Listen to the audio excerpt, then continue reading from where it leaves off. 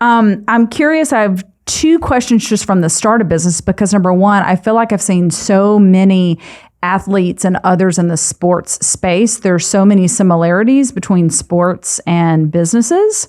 And so I'd love to hear your take on that of like what you saw as you were making this transition from playing tennis, being a coach, and then starting your own business. Yeah, so I I definitely agree that sports psychology is my life of living. I always love that, you got 25 seconds to make a decision, which is between the points, right? Ooh, that's good. So wait, let's stop. Okay, learning something new already. 25 seconds to make a decision. Tell me more. So when you play tennis, you can dwell on mistakes in the past, right? Okay. When you make a mistake, you have 25 seconds to recognize what happened wrong and just don't do it again. It's a tennis strategy in a nutshell, right? Love this. And the second part, it's never over until they say game, set, match. So what that means to me is that, every mistake is not really a mistake, it's a learning opportunity because no one was born with the knowledge, right? With technology world, for example, every day there's something new, you can always learn. And the worst thing that you can do in a business is to overthink.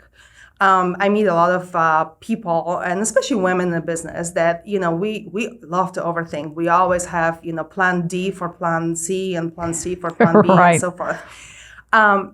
And from the sports psychology, this is what we call the deep freeze, right? When you start overthinking, this is when you're like, oh my gosh, what if I lose? What if I? And we have a lot of examples when the athletes basically step back and say, hey, I need to focus on something else. I need to kind of reset because my mind is not doing what I needed to do, which is being positive, being always, hey, this is my strategy. This is what I need to do to win or, advance in my journey. So I find it that business world is very, very similar to athletic world. And it's really interesting because both worlds in tennis and business, especially technology, are male dominant, right? Yes. And I'm in a lot of groups and speeches by women. They're kind of talking about women in technology and women in sports and how we have to break the barriers.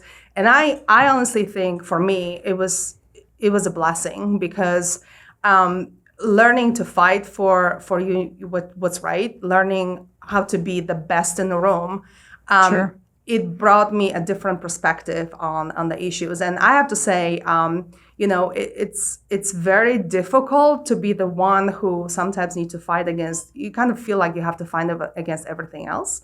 However, by having the positive outlook and looking into what is your goal, what is your objective, it really helps.